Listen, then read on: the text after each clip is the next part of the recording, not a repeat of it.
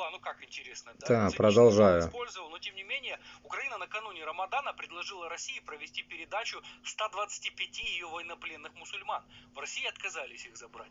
А об этом сообщили представители проекта «Хочу жить» и Главного управления разведки Минобороны Украины и опубликовали список пленных, которые Кремль собирается, вообще не стал принимать и забирать. По данным проекта, передачу этих военных хотели приурочить как раз к началу священного дня для мусульман этого месяца Рамадан в знак уважения к исламской культуре и традициям.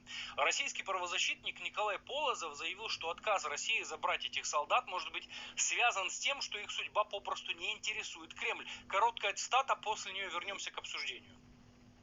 Лозунг «своих не бросаем» относится не ко всем, а только к тем категориям военнослужащих, в которых российская власть заинтересована. Это могут быть кадыровцы, спецслужбисты, летчики. А вы Остальные для биомусор. российских властей пушечное мясо. Их судьба Кремль